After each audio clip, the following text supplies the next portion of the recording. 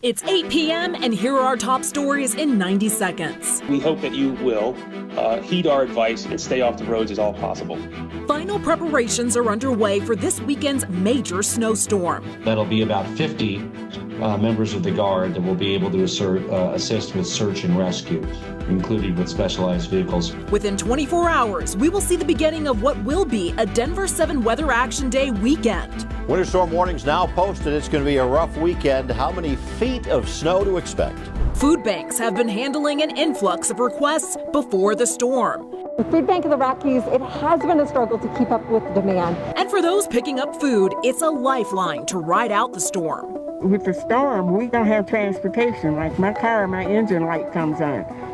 I'm taking a chance every time I drive it. It means you'll be able to get in line beginning May 1. Plus, all new at 8, President Biden addresses the nation with a plan to get more Americans access to the vaccine. But I need you, the American people. I need you. I need every American to do their part.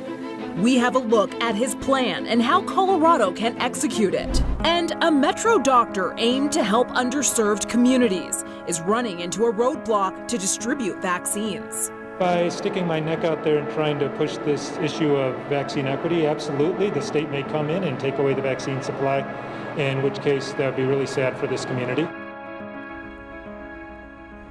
Good Thursday evening, and thank you for watching Denver7 News on Local 3. I'm Jessica Porter. We are getting a more clear picture of this weekend's storm with every passing hour. Our Denver7 Weather Action Day will remain in effect through the weekend. You can see from the radar the bulk of our low pressure system is still to the west over Nevada and Arizona. Right now we have cloudy skies from our mile-high camera, just the calm before the storm. We want to start with Chief Meteorologist Mike Nelson. Mike, we should start to see this storm moving in late tomorrow night. That's right, Jessica. And if you have been paying attention this week, that's backed off about 8 to 12 hours from what we thought it might be earlier in the week. That is significant because the storm system is slowing down.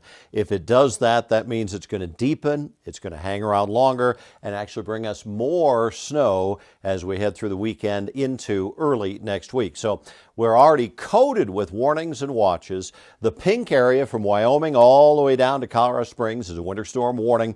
Starts in effect Saturday morning, continues to Monday morning. Winter storm watches to the northeast and to the west and to the south of that. And you see a fair amount of precipitation showing up on radar right now. This is not going to be anything too heavy. It's going to be light rain and snow showers. It'll wetten up the roads, but by early tomorrow morning, not really a major problem to worry about. So here's the real snow timeline. The main storm arrives Saturday morning. Heavy snow expected all through the weekend. By late Saturday and certainly on Sunday, travel very difficult, if not impossible. And we're talking several feet of snow in the foothills and a foot or two of snow expected in the Denver metro area. Thank you, Mike. We'll check in with you in a few minutes.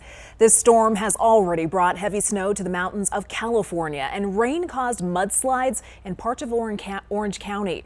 Again, it is currently impacting parts of the Southwest in Nevada and Arizona.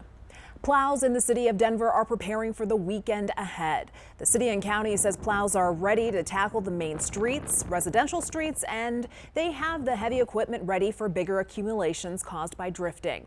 Denver's Department of Transportation says residential PLOWS will start heading out tomorrow afternoon at 3. Today, Governor Jared Polis held a press conference to discuss emergency response by the state. Denver7 political reporter Megan Lopez was at that press conference with the all-hands-on-deck approach to the storm. Get ready, Colorado. It may be sunny today, but come this weekend, A major snowstorm is on the way. in preparation, Governor Polis, CDOT, and Colorado State Patrol hosted a press conference to talk about their efforts to keep everyone safe. Part of that includes activating the National Guard. That'll be about 50 members of the Guard that will be able to assist with search and rescue, included with specialized vehicles. As always, one of the biggest concerns will be the roads. That it will be sustained at a fairly heavy rate, potentially about an inch an hour, for a long period of time. So part of what that means is that there will have to be ongoing plow operations. And since the storm is expected to mostly affect the Front Range, CDOT will be bringing equipment and resources down from the high mountain country to this area to help clear roads. As for COVID vaccines, the governor says he doesn't expect any disruptions in the supply chain since the state already got our vaccine shipment for the week. If you had an appointment affected by the storm, Simply check with your provider. If they have canceled, don't panic. Your vaccine is still there. It'll be scheduled very quickly, and check with them about how quickly they can schedule that. So get ready, Colorado, because snow is coming. We hope that you will heed our advice and stay off the roads as all possible. That was Megan Lopez reporting. If you're waiting until the last second to grab groceries, be prepared to find just a few bare shelves tomorrow. We haven't seen quite the run on Colorado's grocery stores that you might expect. Our photographers saw large crowds and a few parts of the produce sections were empty, but for the most part, everything is stocked and in order. It's not just the grocery stores, but food banks are also seeing a higher demand. If you're in need of some assistance, tomorrow could be your last chance to pick up food. Distribution sites could close this weekend due to the snow.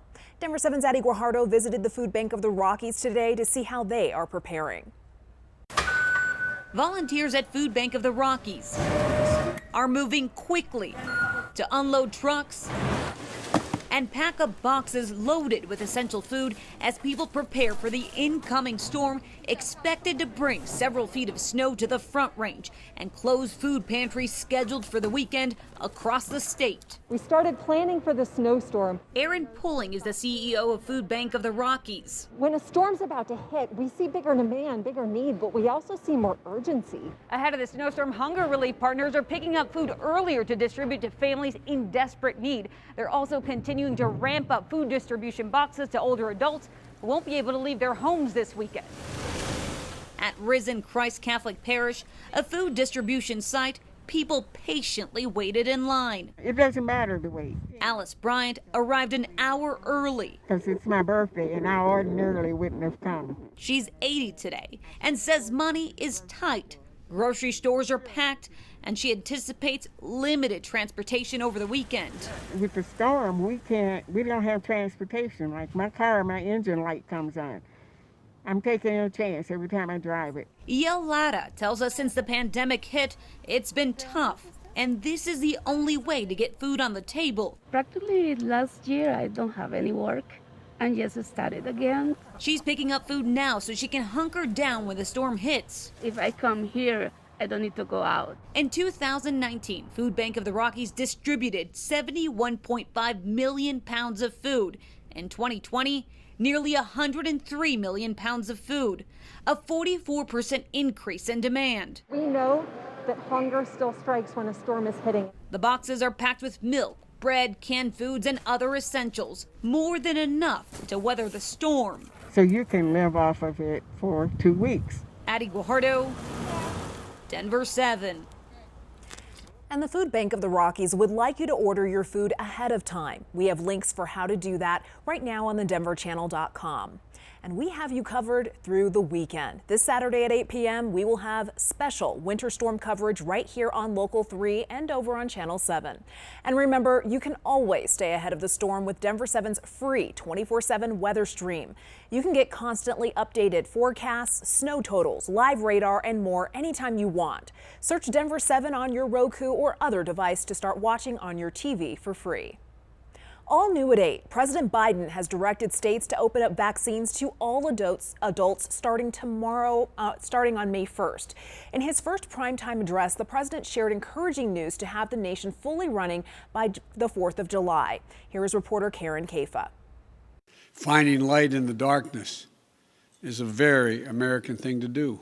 President Joe Biden marking a somber occasion, 1 year since the World Health Organization declared COVID-19 a global pandemic. A year filled with the loss of life and the loss of living for all of us. In a nearly 25-minute speech, Biden reflected upon more than 500,000 U.S. lives lost, praised Americans' resilience, and prepared the nation for more challenges ahead. The only way to get our lives back, to get our economy back on track, is to beat the virus. and talked about how he believes the nearly $2 trillion COVID relief package he signed into law Thursday afternoon is going to help restore normalcy to American life. All adult Americans will be eligible to get a vaccine no later than May 1. If we do our part, if we do this together, by July the 4th, there's a good chance you, your families and friends will be able to get together.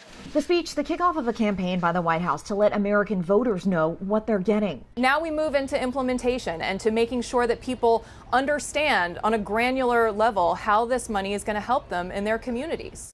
The effort will see Biden, Vice President Kamala Harris, and cabinet members travel to multiple states to highlight federal aid programs funded by the bill and bat back against Republican criticism. Biden's first stop on the tour will be next Tuesday in Pennsylvania.